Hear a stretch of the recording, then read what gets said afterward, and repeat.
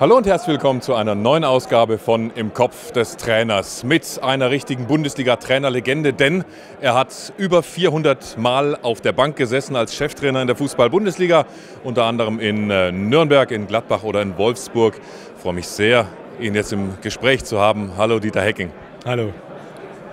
Ihre letzte Funktion war beim 1. FC Nürnberg. 4 Jahre haben Sie bei den Klubberern gearbeitet und erstmals überhaupt haben Sie die Trainerbank verlassen und sind Sportvorstand geworden. Als es zu dieser Entscheidung kam, warum haben Sie sich für den Sportvorstand und gegen den Trainer entschieden? Ja, es war damals nach Hamburg. Ich war ja ein Jahr in Hamburg Trainer, durfte mich auch versuchen, den HSV wieder in die Bundesliga zu bringen.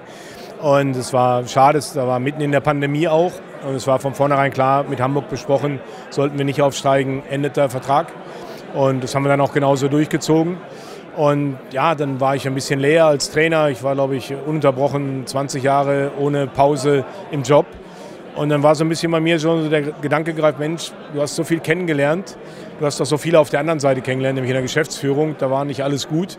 Und wenn sich mal die Chance bieten würde, sowas mal zu machen, diese Erfahrung zu machen und mit deinem Know-how was zu bewegen, dann warum nicht? Und das war eigentlich der Grund. Dann kam auch genau zu dem Zeitpunkt die Anfrage aus Nürnberg. Und da ich sehr gute Erinnerungen an Nürnberg hatte als Trainer, habe ich gedacht, ja, das könnte ich mir vorstellen. Und trotzdem hat man da gewisse Erwartungen dann an sich, an die neue Aufgabe. Was waren so die ersten Gedanken, die Sie hatten, wie Sie als Sportvorstand sein wollen? Ja, ich hatte von Anfang an die Idee, dass ich jeden mitnehmen wollte, intern. Ja, dass ich die Türen öffne für nicht nur im Sport, sondern auch in der Verwaltung, Nachwuchsleuten die Chance zu geben, auch in der Hierarchie nach oben zu klettern, wenn sie gut sind. Wollte natürlich, dass der Club sportliche Ergebnisse erzielt, dass wir natürlich besser abschneiden, sprich häufiger oben mit an der Tabellenspitze sind. Aber ich habe natürlich auch einen Zeitpunkt erwischt, in Nürnberg einzusteigen, Pandemie im vollen Gange.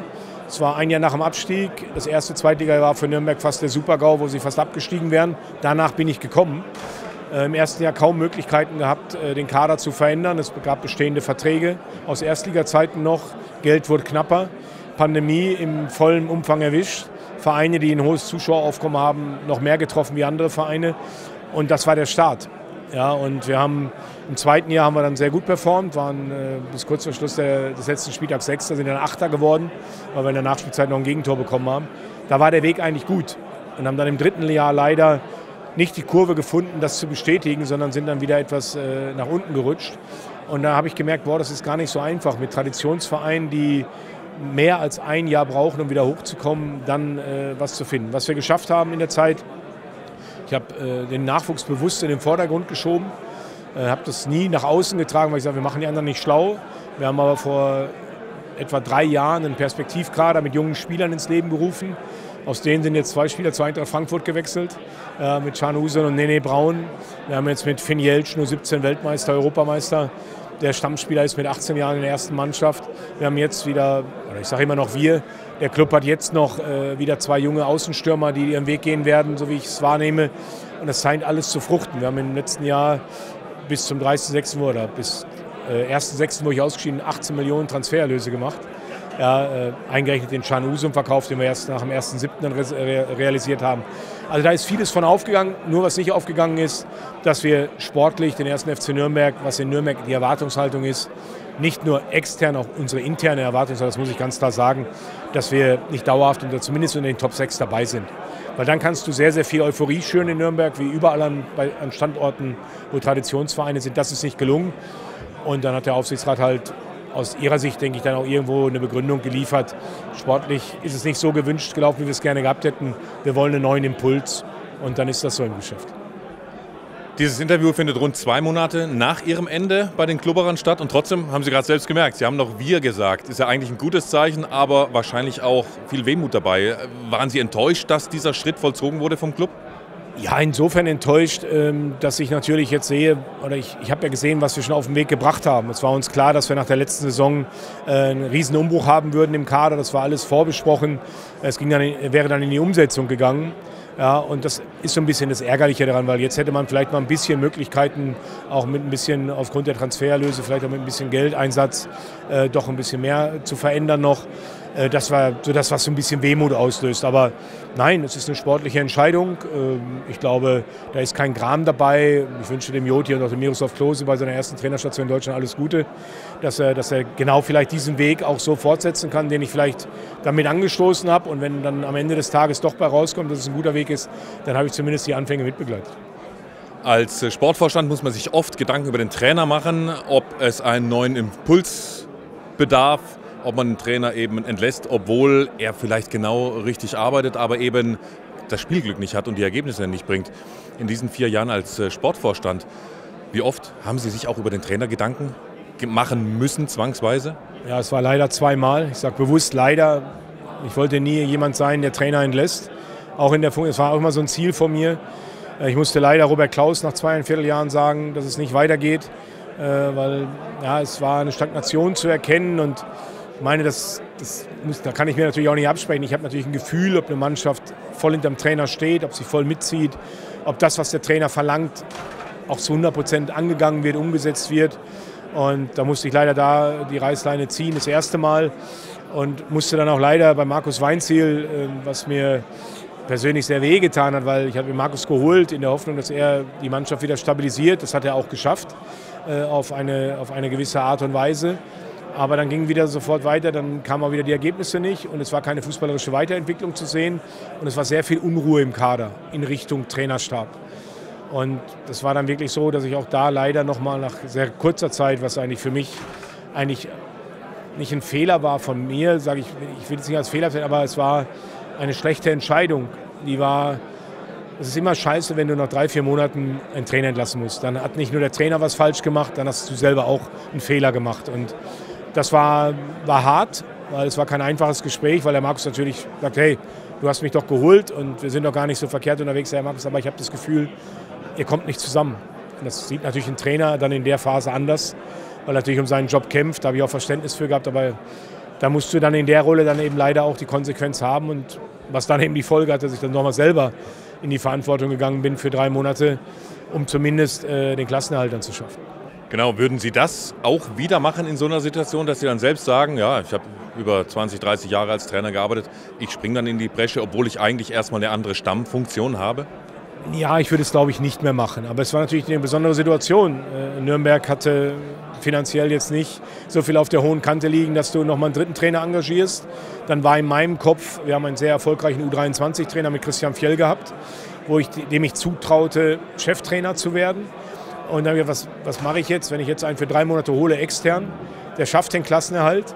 Und dann hat er eigentlich den Anspruch, als Erster genannt zu werden. Aber ich hatte die Idee im Kopf, mit Christian Fjell in die neue Saison zu gehen. Und dann kam bei mir die Idee, jawohl, wir machen das so, ich gehe wieder auf die Trainerbank, nehme mir den Christian Fjell als Co-Trainer dazu, habe ihn eng bei mir und kann ihn noch besser beurteilen, ob er der Aufgabe gewachsen ist. Und ich fand, das war eine gute Lösung. Und trotzdem mussten Sie in der Zeit ja auch schon die neue Saison planen, eben nicht nur die Trainerposition, sondern auch eben mögliche Abgänge oder Neuzugänge. Was war für Sie in dieser Phase, Interimstrainer, aber eigentlich ja auch noch Sportvorstand, die größte Herausforderung? Ja, genau das. Klar hatte ich mit Olaf Rebbe einen sehr guten Sportdirektor, der mir sehr viel Arbeit im Hintergrund abgenommen hat. Und Vorstandsarbeit heißt ja nicht nur Kaderplanung. Und das war der Fehler, den ich vielleicht als Vorstand gemacht habe. Ich hätte nach außen klarer abgrenzen müssen, wer für was verantwortlich ist. Christian Fjell für die Mannschaft, Olaf Rebbe für die Kaderplanung und ich für die Strategie. Ja, das war der Fehler, weil keiner wusste so richtig, was macht der Herr Giening jetzt? Ist er jetzt Kaderplaner? Ist der Olaf Rebbe nur, der die Verträge macht? Was machen wir eigentlich? Und das war nicht klar genug. Diese Aufgabe, intern war sie klar, nach außen war sie nicht so klar. Aber in der Phase hat mir Olaf, denke ich, sehr viel den Rücken freigehalten. Auch Nils Rosso, mein kaufmännischer Vorstand, haben da wirklich in meinem Rücken sehr viel Positives gemacht. Sodass ich natürlich trotzdem nach dem Training oben ins Büro gegangen bin und habe meine Vorstandsarbeit machen müssen. Die ist ja nicht liegen geblieben. Wenn Sie nochmal woanders als Sportvorstand arbeiten, wird das dann einfacher aufgrund der Erfahrungen, die Sie bei den Klubberern als Sportvorstand gemacht haben, wegen all dem, was Sie erzählt haben, finanzielle Beschränkungen plus in der Pandemie gekommen etc. pp.? Ja, natürlich. 4 Jahre Erfahrung nimmt mir keiner. Ja. Und ich bin auch, egal wie es jetzt zu Ende gegangen ist, jedes Jahr hat mich oder jeder Monat hat mich weitergebracht, weil du jeden Tag natürlich wieder was neu lernst. Also ich war über 20 Jahre in der 1. und 2. Liga Bundesliga-Trainer, ja, und jedes Jahr war wieder neu und das sich wieder neu erfinden müssen. Und das Gleiche ist ja auch in dieser Funktion. Otto Pfister grüßt gerade rüber, hat gerade rüber gewunken, auch natürlich immer mal wieder zu Gast bei Im Kopf des Trainers. Wenn Sie so eine Trainerlegende sehen wie Otto Pfister, 86 Jahre alt, andere alte Haudegen hier beim Internationalen Trainerkongress, ja, wie fühlt sich das an? Wie ein Klassentreffen oder wie geht's Ihnen? Ja, so wie Otto Pfister habe ich ja sehr wenig zu tun gehabt in meiner Laufbahn. Aber es ist schon eine Zusammenkunft dieser ITK, wo ich zum ersten Mal wirklich auch als Teilnehmer bin. Sonst war ich auf der Bühne oben mit. Und es ist schon ein besonderes Flair und ich saug das auch auf. Und ich bin gerne bin ich in der Beobachterrolle, auch hier beim ITK. Wenn man mich anspricht, wie nehme ich gewisse Dinge auf, was halte ich von den Vorträgen, von der Praxiseinheit. Und dann natürlich auch im Gespräch mit den Kollegen zu kommen. Wirst du von Kollegen angesprochen, die meine Trainerkarriere verfolgt haben. Hey, warum machst du das? Ja, fand ich spannend. Und das sind dann schon auch tolle Gespräche. Und am Anfang habe ich gedacht, was soll ich jetzt da? Klar, ich wollte meine Trainerlizenz auch verlängern. Ich brauche noch ein paar Stunden. Das ist immer der Hauptgrund. Und dann mein Sohn meinte dann zu mir und sagte, Papa, ich finde das geil. Was meinst du, was die 1000 Trainer, die jetzt nicht im allerhöchsten Level alle arbeiten können, was die zu dir hingucken und sagen, hey, guck mal, selbst der ist hier und du bist mitten unter ihnen. Ich glaube sogar, sagt mein Sohn, dass das richtig gut wird. Und er hat recht behalten. Heißt, wenn Sie die Lizenz wirklich proaktiv verlängern wollen, kribbelt es wieder in den Füßen, dass Sie wieder auf dem Trainingsplatz stehen wollen? Oder wenn Sie an vielleicht die Zukunft denken, durch die letzten 4 Jahre eher in dieser Rolle des Sportvorstands? Also ich glaube, das habe ich auch gespürt, dass ein Dieter Hecking immer noch sehr als Trainer wahrgenommen wird. Das ist so, das habe ich auch als Vorstand gespürt. Gerade habe ich mit Jürgen Klopp mich unterhalten. Ja, wir sind dann auch oft genug gegeneinander angetreten, waren in der Hessenauswahl zusammen. Jürgen sagte auch, was hast du jetzt? Du warst ja nicht Trainer, oder? Also oder Max Eber sagt der Dieter, ich habe ihn mal gefragt, wo, Max, siehst du mich? Sagt der Dieter, für mich bist du immer noch der Trainer. Und da hast du so viel erreicht und deine Erfahrung, deine Erfolge sprechen für sich. Und sagt er, also wenn man mich fragen würde, würde ich dich immer als Trainer sehen. Ja, und deshalb, bei mir ist es so, ich werde jetzt 60 dieses Jahr, ich brenne mit viel Leidenschaft nach wie vor für diese Dinge. Auch was ich hier erleben durfte, wieder zeigt mir einfach nur, ja, du bist richtig. Ja, und wenn nochmal etwas kommt, wo ich sage, hey, das ist etwas, was ich gerne machen würde und ein spannendes Projekt, würde ich, glaube ich, nicht ausschlagen, als Trainer wieder zu arbeiten. Und wenn Sie auf die 400 Bundesliga-Spiele zurückblicken und einen Moment rauspicken müssen, ja, das war der aufregendste, der emotionalste, der schönste Bundesliga-Moment für Sie als Trainer? Ja, wenn man über 400 Spiele gemacht hat als Trainer, da fallen dir natürlich sofort 6, 7 Augenblicke ein. Ich weiß ein Spiel in Leverkusen, wo wir mit Wolfsburg 5-4 gewinnen, wo Bas Dost ein überragendes Spiel macht, so als ein Punkt. Mein erstes Bundesligaspiel als Trainer war auch in Leverkusen. Schöne Anekdote, wir verlieren 3-0 mit Alemannia Aachen. War mein erstes Spiel als Bundesliga-Trainer. Meine Frau fährt mit mir nach Hause, war auch beim ersten Bundesligaspiel von mir dabei und sagt dann nur so ganz trocken, das ist jetzt also Bundesliga. Ja. Ich sag, weil gefühlt hätten wir das Spiel 10-0 verlieren müssen. Ich sage, ja, stell dich schon mal ein, es wird nicht die letzte Niederlage gewesen sein. Also es gibt viele schöne Momente, glaube ich, im Verlauf von so vielen Jahren, wie ich in der Bundesliga gearbeitet habe. Und ich bin ein Kind der Bundesliga und diese Liga ist hochinteressant, auch jetzt mit den Entwicklungen der letzten Jahre. Ja, ich heiße nicht alles gut, was passiert, das muss ich auch ehrlich sagen. Aber es passiert sehr, sehr viel und ich hoffe, dass die Bundesliga weiterhin zu den Top 5, wenn nicht irgendwann wieder zu den Top 2 gehört. Und als Trainer ist ja auch immer entscheidend, wie man sich selbst weiterentwickelt. Nicht nur durch Fortbildungen, sondern auch natürlich während der Saison merkt man vielleicht im Umgang mit den Spielern, hier und da müsste ich mich vielleicht verändern. Wie haben Sie sich als Trainer verändert jetzt in den über 20 Jahren Bundesliga? Ja, ich glaube, jetzt stände die nächste große Veränderung an. Wenn ich wieder als Trainer arbeite, glaube ich, weil die Generation, die jetzt kommt, wird anders groß. Also das Wording, wenn ich hier bei der Praxiseinheit zuhöre oder wenn ich die Vorträge höre und es geht um spieltaktische Dinge, dann ist das Wording anders geworden. Und die neue Generation wird mit diesem Wording groß. Das heißt, ein Dieter Hecking kommt mit einem anderen Wording, wo die sagen, was ist das jetzt? So wie ich vielleicht früher, was ist Halbspur?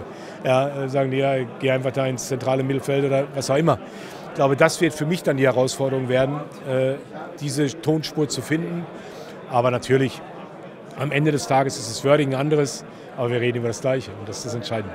Ja, trotzdem spannende Anekdote, die Marc-Patrick Meister, U15-Trainer der Nationalmannschaft bei uns im Podcast erzählt hat. Er hat gemeint, er hat mal eine Videoanalyse gemacht und hat dann die Spieler bewertet oder sie sich selbst bewerten lassen, nur mit Emojis.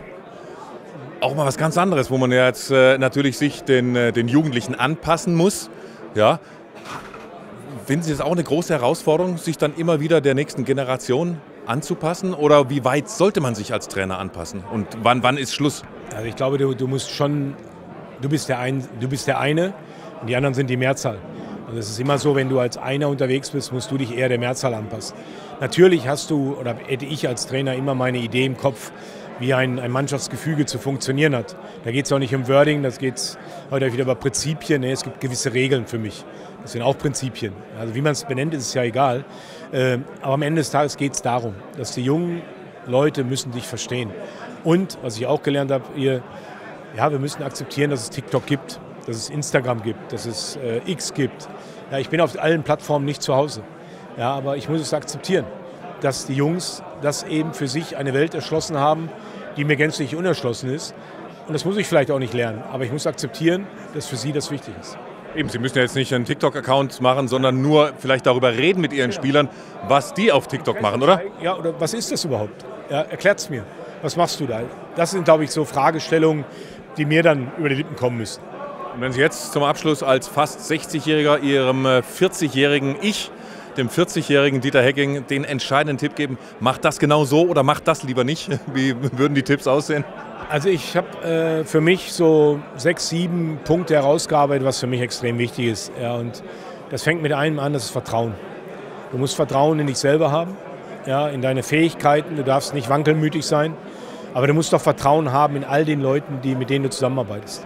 Ja, du musst ihnen das Gefühl geben, dass du sie mitnimmst. Du musst sie an deinen Gedanken teilhaben lassen. Ja, und du musst das dann auch in die Mannschaft reinbringen. Ich glaube, das ist ein ganz, ganz großer Prozess. Und da geht es nicht um spieltaktische Dinge. Natürlich ist eine Mannschaft überzeugt von dir, wenn du jedes Spiel gewinnst. Ja, oder es greift dann schneller. Ja, aber es geht darum, dass sie spüren, da ist jemand, der weiß, wovon er spricht. Und der will mir nichts Böses, sondern er will mich einfach besser machen. Und das ist das Entscheidende. Und ich habe niemandem mehr was zu beweisen, nur mir selbst, dass ich noch jung genug bin und das Feuer habe, noch mal was anzuzünden. Und ich werde mich darauf freuen, wenn der Tag kommt. Und dann wird man einen Dieter Hecking wieder erleben, der wieder mit Vollgas loslegt. Aber das ist das Schwerste, sich selbst das zu beweisen. Ich kann es noch und ich kann mich ändern, wenn es sein muss, eben in Generation TikTok. Ja, aber das ist die Selbstreflexion, die man haben muss. Das habe ich heute auch gehört und das kann ich nur 1:1 unterschreiben. Also wenn ich dieses Feuer nicht spüren würde, dann würde ich es auch nicht machen. Weil dann wäre es zum Scheitern verurteilt, dann könnte ich diesen Gedanken, nochmal auf die Trainerbank zurückzugehen, sollte ich dann ganz schnell irgendwo hinlegen, aber nicht mehr ausleben wollen, dann wird es ein Fiasko. Und wer mich kennt, weiß, ein Fiasko will ich eigentlich nicht, ich will erfolgreich sein. Dann ganz, ganz viel Erfolg dafür und herzlichen Dank, dass wir Ihnen in den Kopf des Trainers schauen durften. Danke für Ihre Zeit und für das Interview, Dieter Hecking. Danke. Gerne, sehr gerne. Alles Gute und tschüss. Gut.